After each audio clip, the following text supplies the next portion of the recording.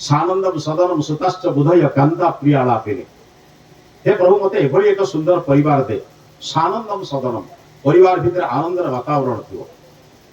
आम घरे वर्तमान शीतताप नियंत्रित जंत्र लगी, किंतु पति पत्नी गली गजा लगी झाड़ गड़ी शाड़ी भेदुची तो धोती भेदुची।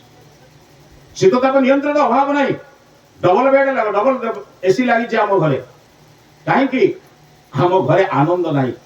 आपण भावंतनी आनंदटा बाहर जिनस अच्छी, आनंदटा कोठी अच्छी परस्पर परस्पर को अपेक्षा अच्छी।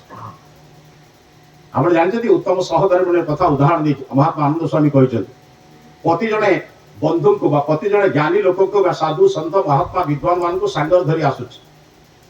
पत्नी झरका बाटे देखीदे जड़े महात्मा को पति धरिक आस कहबार आवश्यकता नहीं, द्वार मुह को जाई ढाल धरी पानी ढाल धरी ठिया होते पाद धोई देवाई पाद परिष्कार करदेवाई चंदन लगे अर्घ्य देवाई सम्मान देवाई कहती सहधर्म।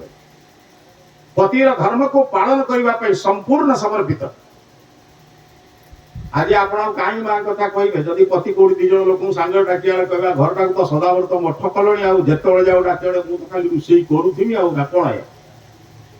कौन तो सहधर्मिणी आम कह सहकर्मिणी कह ये बुझा दरकार। ये हूँ समाज अवस्था। सहधर्मिणी क्या कहती पति परंपरा को जे रक्षा करे। ये विचार लोक बर्तमान नहीं।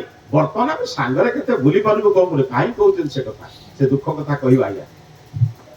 पति पत्नी कार्य हूँ और गृहर परंपरा को रक्षा करवा।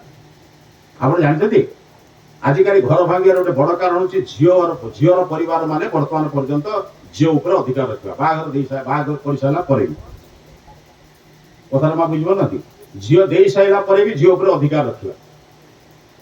टीवीटा पठे देथिबे रिमोटा हाथ रखिथिबे दैनिक पचारुथिबे कौन खाइलु कौन कलु कौन काटिलु सासू कौन कहला बहु कौन कहला नणंद कौन कहला से कहला सासू या कहला तू छाड़ देलु तू कौन तते मु खाई के पठेई नै से घर भांगिबो ना रहियो।